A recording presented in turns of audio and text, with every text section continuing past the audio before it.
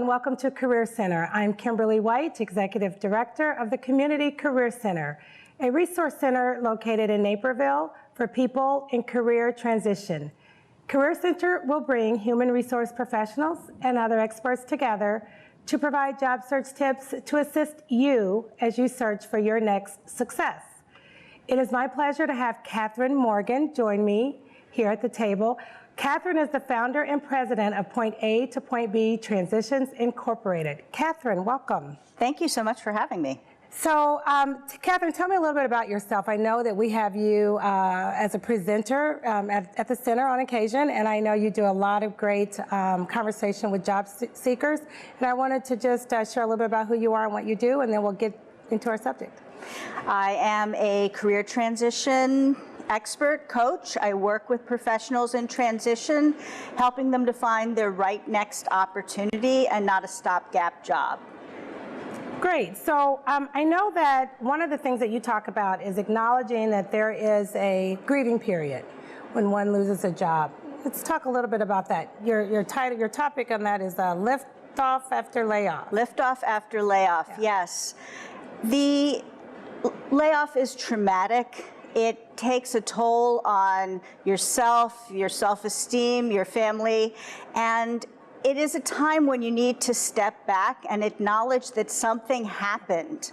Right. And not unlike losing a loved one, you may or may not have liked your job, but you lost something. Mm-hmm. And you need to go through the process of grieving, or else it comes back and bites you at different points in your job search. It's better to just sort of throw yourself headlong into it and then be able to move on clean. Right, right. So it seems like the process that comes with job loss, how do you recommend that somebody, go through that? What are some tips that you would recommend?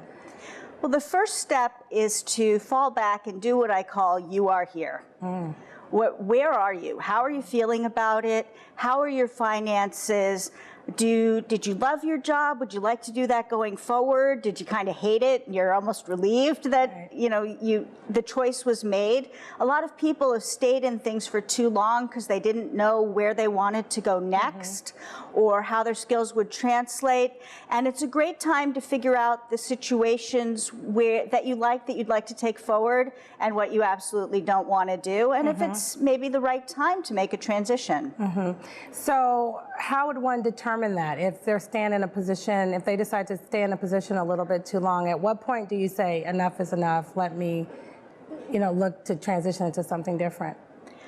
Well, it could be that nagging feeling. Mm-hmm. Some people get is that all there is? Maybe they've gotten all the toys and the perks, and there's just sort of feeling hollow. And then I also get a lot of people, because most of the people I work with are in their 40s, 50s, early 60s. Mm-hmm.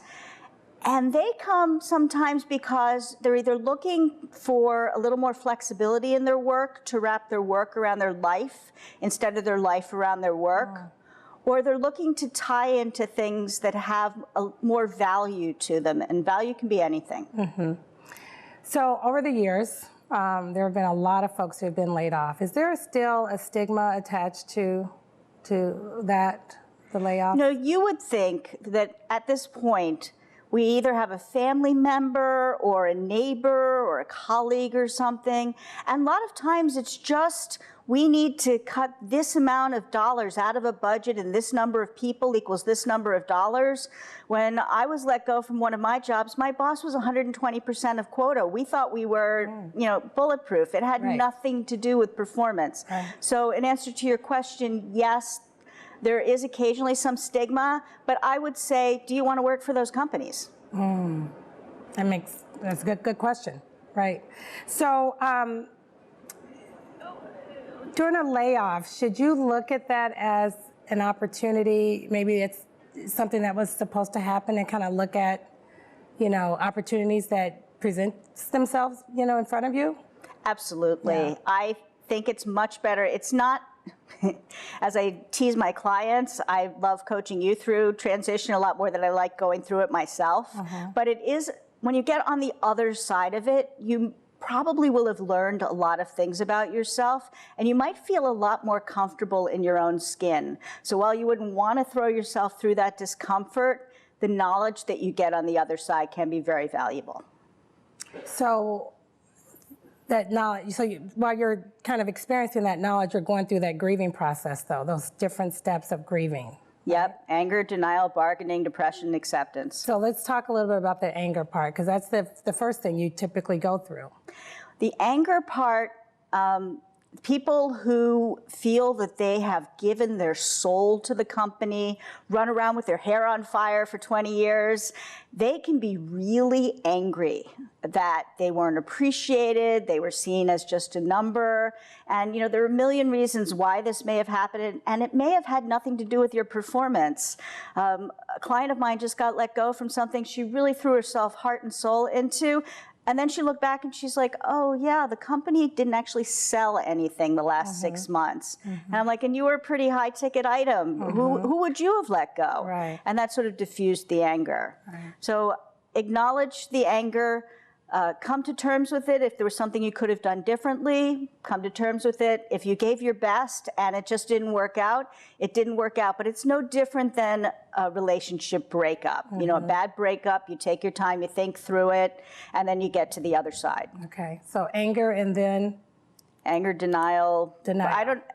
These, when you go through them, are not linear. Right. But you're like, not me. I'm going to wake up tomorrow and this job's going to be right there again. I'm going to get my paycheck. Or maybe you think that your phone's magically going to ring instead of having to do all the work that they teach you need to do at the CCC. Right. So how do you get through that denial piece? You deny it and deny it, and then the reality becomes... Your friends and family probably won't let you deny it for too long. But my phone starts ringing off the hook August 15th when people spent the summer at the pool with their kids having a great time and forgot to look for a job. Yeah. So anger, denial. Bargaining. All right, bargaining. Let's talk a little bit about that. Okay. If you just give me a job, I promise I'm never going to be late again. I promise. If you just give it to me or keep it. Or if I do this, maybe I'll get this. And just like, you're calling on to whatever forces you might believe in to just please. Yeah, keep me in this role so I can continue on. Yeah. And then, so anger, denial, bargaining. Depression. Yeah. This is part of my liftoff after layoff talk, and it's one where people come up and thank me afterwards because nobody really talks about it. You are going to have some good days and some bad days during this process. It's not realistic to think that there won't be days where you're not feeling great about this whole thing. You're scared, you're frustrated. If you're in an extended job search, you might just be tired. Being an extended job search is exhausting. You start questioning your skills. Am I ever going to find a job? Right. And it's okay to go through all those things. I would recommend almost throwing yourself into them versus trying to deny it, because if you haven't worked through and come to peace with it, when you go in for your interview, you will not be confident. You will not be... they'll see the defensiveness or some passive aggressive tendencies, and you don't want to miss out on an opportunity you might be a great fit for. So the main thing is really making sure people understand that it's okay. You're going to have feelings of I'm more worried if they say they don't, because then they're still in denial.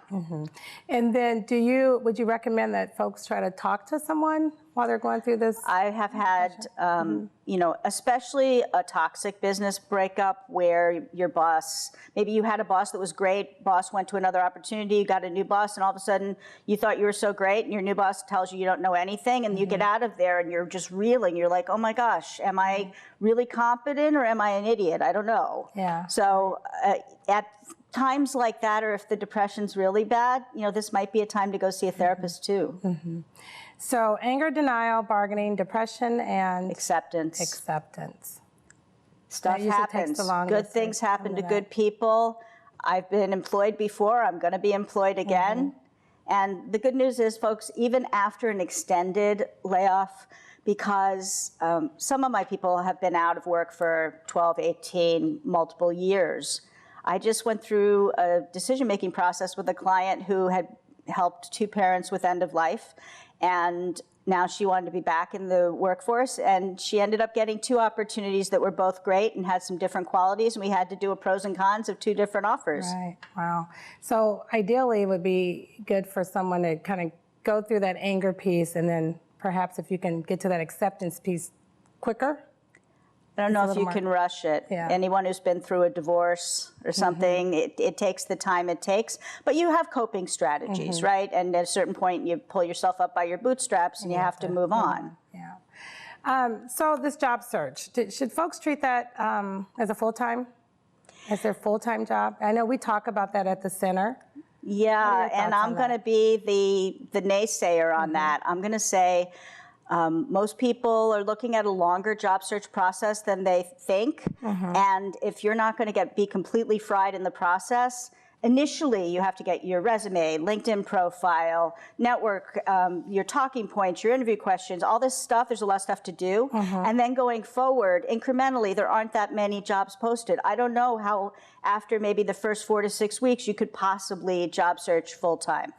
So you need to stay focused and on track, do what you need to do, and also do a lot of things to support yourself so that you present in a way that's positive to an employer. Right, so put a plan in action. Don't make it your full-time. Wall it in. I mean, if you have constraints, if you have 4 hours to do something and it's really only an hour's worth of work, it'll take the 4 hours and you probably didn't do it. If you'd walled it into an hour or 90 minutes, you got it done. You can do it. So how do you suggest folks spend their time? Well, some of it has to be job search. Some of it has to be things you can control, because the job search process, you can't control when the recruiter gets back to you. You can't control the progression of the interview process. You can't control somebody went on maternity leave, someone went on vacation. So if you have some things that you can do that have maybe been on your list for a long time, remodeling the garage, painting your office, do some of those because they make you feel good, because you're able to be in control and make a big check, and I got this done. So I would say job search, do something you can control, and also take exceptionally good care of yourself, because you do only have one chance to make a good first impression. And if you're tired or unfocused or sort of flat, it's going to come through in everything you write, everything you say, every interaction you have. And would you want to work with that person if somebody comes in like Eeyore? No, you don't want to work with them. Right. So last question for you. How can one in transition have an easier and more successful transition? Get support. Take advantage of all the great local organizations. Join an accountability group. If you're having a really hard time or need one-on-one or making a really different shift, maybe work with a coach. But get the support you need. Don't go through job search alone. It's frustrating, it's exhausting, and you need other people to help you. Well, Catherine, we are out of time. Again, thank you so much for being on the show. Lots of great information for our viewers. Thank you so much for having me, Kim. We'll see you in September, right? Yes, we will. All right, and up next, Diehl Rd, business, career, and life coach, will be here to discuss getting unstuck after these important public service announcements.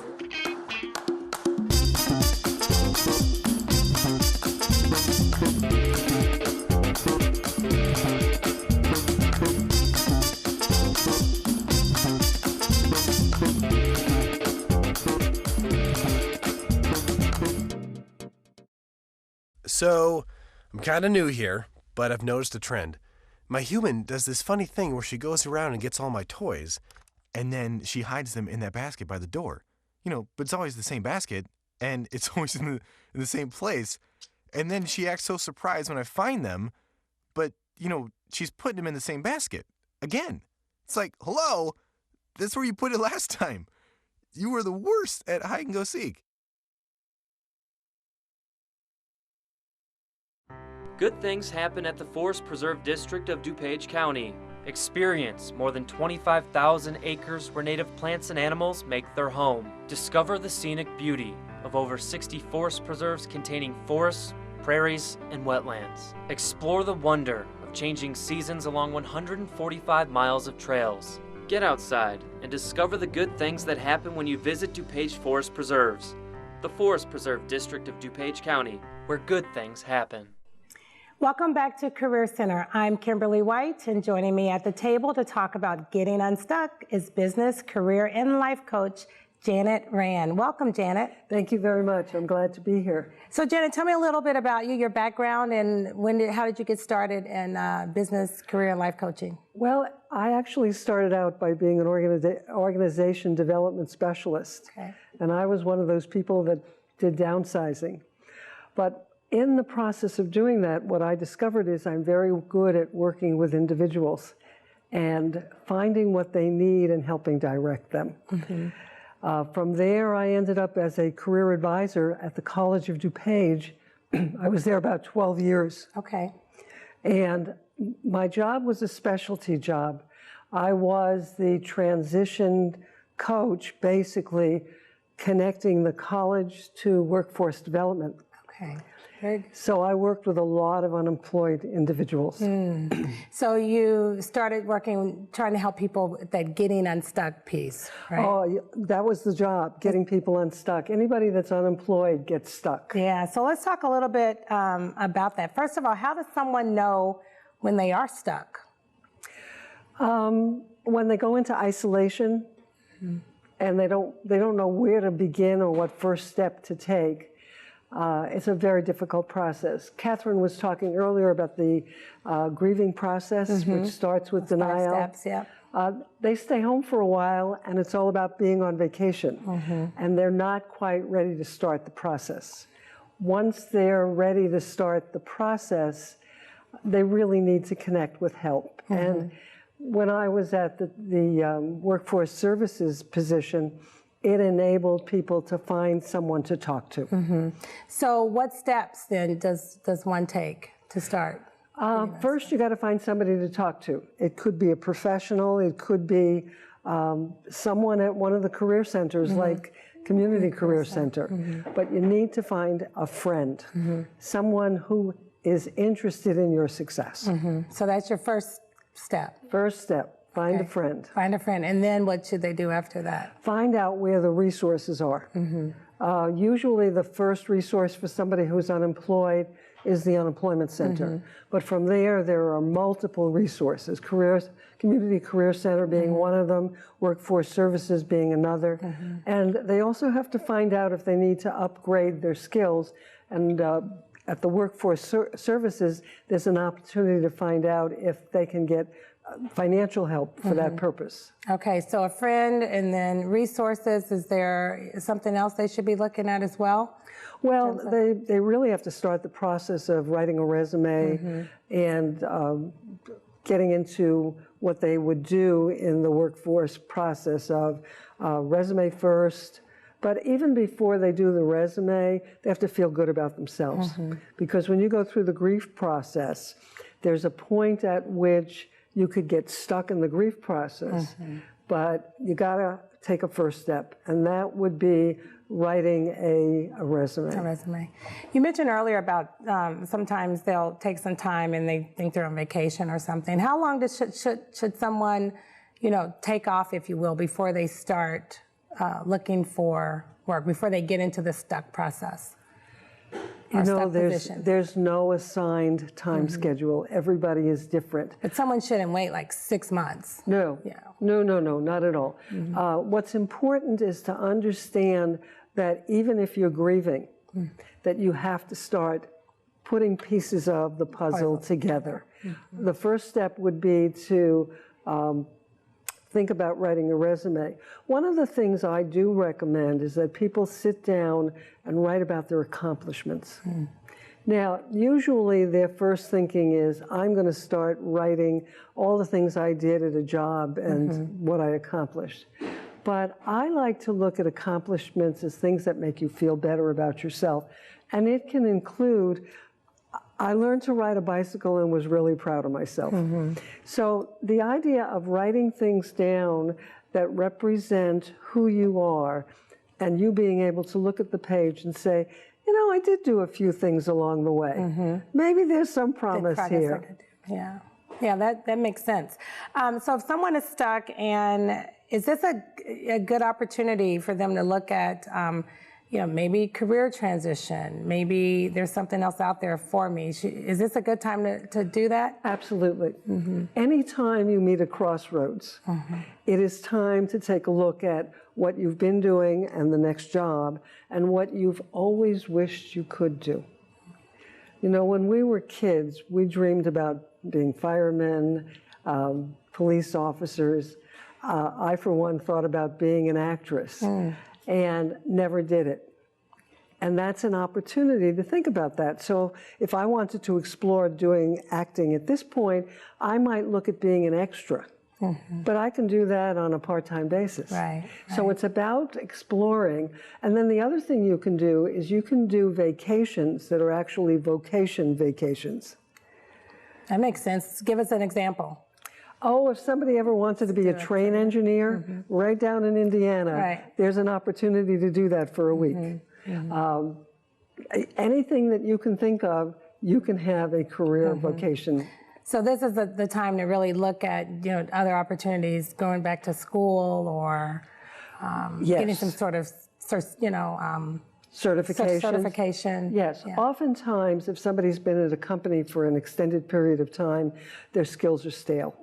Even if they've gotten education at their place of business, they could be stale because the marketplace has other demands that have not been, they have not kept up with. Okay. So how did you come to understand getting stuck? How did I got stuck myself. You got stuck. Tell us a little bit about that. Well, I've been downsized a number of times. I've continually asked myself, what do I want to be when I grow up? So I've been reinventing myself along the way. But not only did I get stuck, but I also learned how to get unstuck, which tends to be a wonderful tool when I'm relating to others, because as I talk to them, I can connect with them about what the process is, what you go through, what's normal, and then how to take the steps to get to your destination. So tell me a little bit about your philosophy. I know you talked some about your background. My philosophy is one can make positive change in their life, but you have to be open. So a lot of that is focused on attitude adjustment. Now, one of the things we haven't mentioned is I also do transition from career to retirement. Okay. Oh, we'll talk about that after we talk about your philosophy here. Okay. Well, in any event, it's connected to my philosophy because our belief systems keep us from making positive change. So one of the things that I do is I work with folks and I check in with what their belief systems are. And I find out where they're coming from and I nudge them to a place where they're open to thinking in a different way. And my goal, of course, is to make that a positive experience. So you were saying that in helping folks that are transitioning into retirement, what are some? Well, I have a program called Transition from Career to Semi or Full Retirement. Okay. I'm an adjunct at Joliet Junior College, and I work with lifelong learning, and I have a number of programs that fit into the career category, and I have one coming up that I'll be presenting in July called Read Between the Lines for Networking and Interviewing. So I do the pieces that go with the current job search, and then my next step is transition to retirement. Okay. All right, great.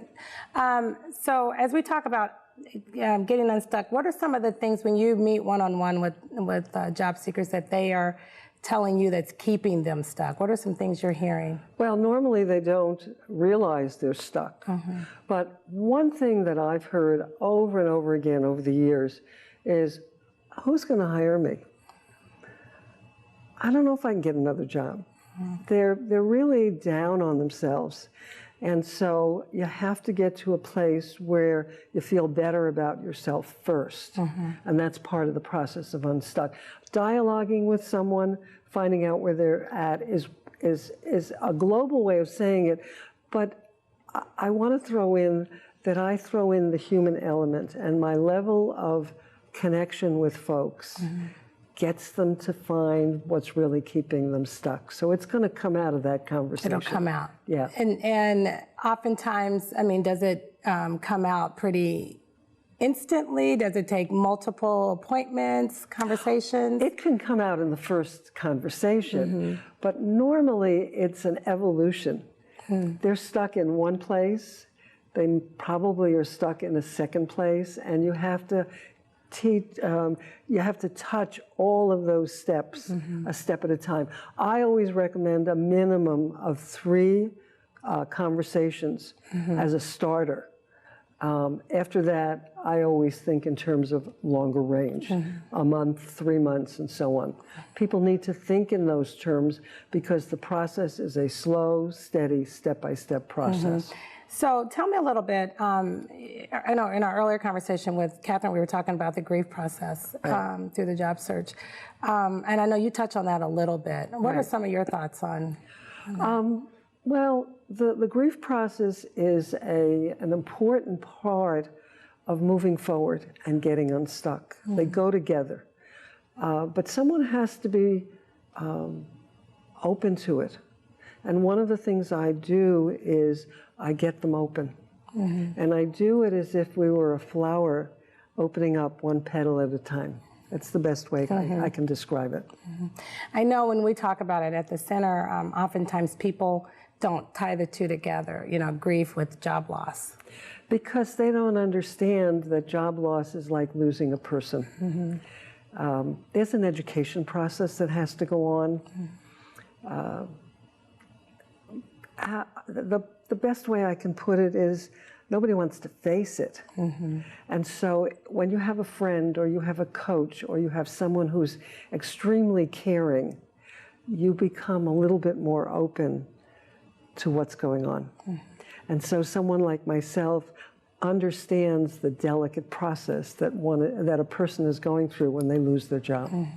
And really going through those 5 steps, acknowledging each step. Right. Sometimes you do it directly. Sometimes you do it indirectly. And what do I mean by that?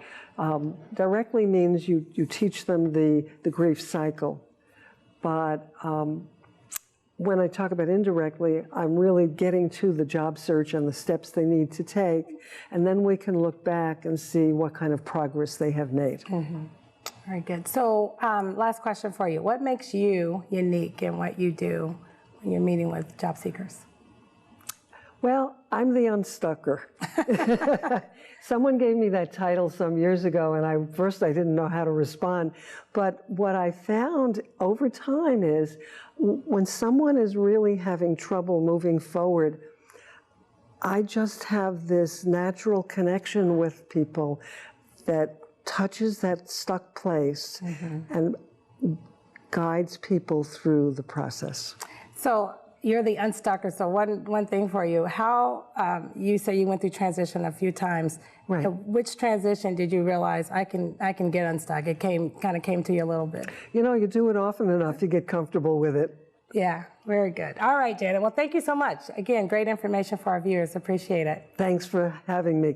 I also want to thank Catherine Morgan for being on this month's edition of Career Center. And to our television audience, if you are unemployed, underemployed, or seeking a career change, visit the Community Career Center at 1815 West Diehl Road, Suite 900 in Naperville, or search us on the web to learn more about the resources available to you as you search for your next success. Thanks for watching.